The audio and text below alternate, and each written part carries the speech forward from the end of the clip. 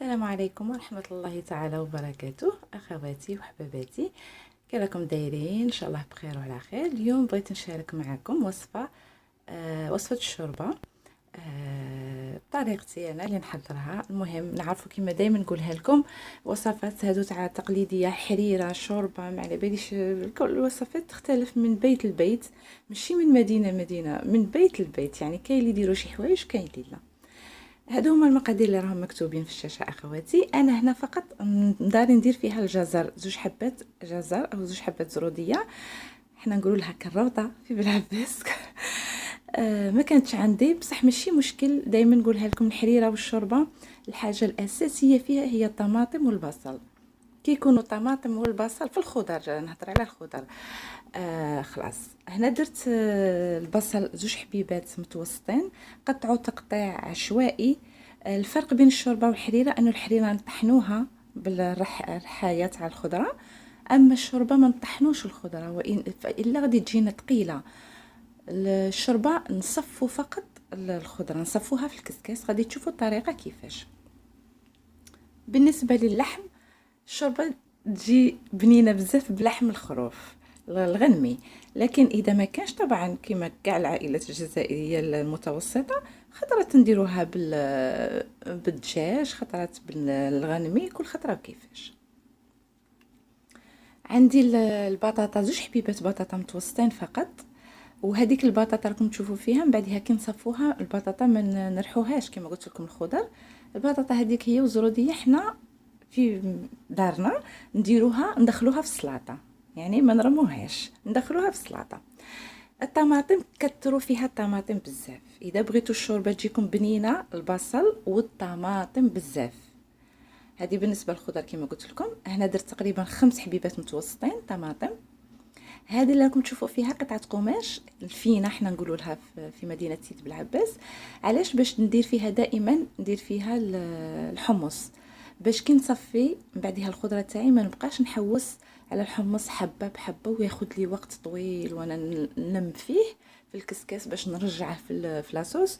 فنديره هكاك في رزيمه صغيره تاع الفينه، تبقى كيما هكا اللون تاعها ما يحولش، يعني ما تخافيش منها في الاكل. خير من اللي ديري ساشي تاع بلاستيك. الساشي تاع بلاستيك راكم عارفين البلاستيك يطيب مع السخانه، يطلق مواد سامه. هذه هي. وبالنسبه للاعشاب اللي نحتاجوها، ضروري وضروري وضروري القزبر. كاع المعدنوس ما يكونش عندك ماشي مشكل، القزبر هو بنة الشوربه. ديري حزمه كبيره، راكم تشوفوا وريتكم، قزبر معدنوس وعرش تاع نعناع يطلق فيها بنه رائعه. النعناع اللي نطيبوا به لاتاي لويتهم بالخيط تاع الخياطه ودرتها في القدره.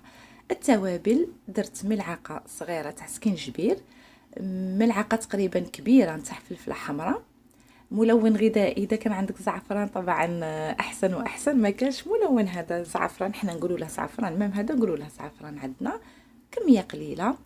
الحرور، فلفل اسود، والملح نخليه انا في الاخير، لانه الملح لو كان نديره في البدايه يعصي اللحم ما يطيبش بالخوف. انا ما عنديش كوكوط مينوت، نستعمل القدر هذا العادي، فالملح نضيفه دائما في الاخير.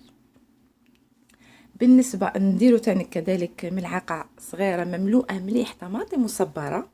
يعني من الافضل كي تكون طماطم الحب ما نديروش بزاف طماطم مصبره. وبالنسبه للقزبر اللي وريته لكم هو والمعدنوس، راكم شفتوا درت في الاول قزبر معدنوس نعناع، من بعدها هذوك حزيمات تاع قزبر فقط اللي راهم وريتهم لكم. ربطه نرميها، غادي نزيدها بعد ما نصفي الحريره تاعي باش يزيد يطلق البنه تاعه. والربطه هذيك الصغيره نقطعها قطع صغيره باش نديرها في الغرفيه لما نسربي الشوربه نتاعي. نخلو كل شيء يتقلى مليح مليح مليح. كي يتقلى نضيفوا المرق بالماء ساخن، نغطي مليح، لانه كما قلت لكم انا عندي كسر ماشي كوكوط مينوت، دونك الصبيره هذه تاخذ وقت باش يطيب اللحم، باش ما ينشفش معايا الماء، وباش ما هذه هي باش يطيب لي مليح اللحم. في الاخير هنا اضفت ملعقه تاع نصف ملعقه تاع كركم، لاني نسيته في البدايه. كركم صحي جدا، الكركم ما شاء الله لازم يعني تستعملوه. نخلط كلش ونغطي عليها ونخليها طيب. هنا خلاص طابت معايا الشوربه، طاب معايا اللحم. نبدا نصفي. اولا اول حاجه نديرها نقلع اللحم نتاعي من البويون، هو والحمص، الرزمه تاع الحمص. والان ندير كسكاس في صبيره واحده اخرى ونحط فيه كامل كاع هذاك البويون هو والخضر وكل شيء. دروك غادي نبداو نصفو.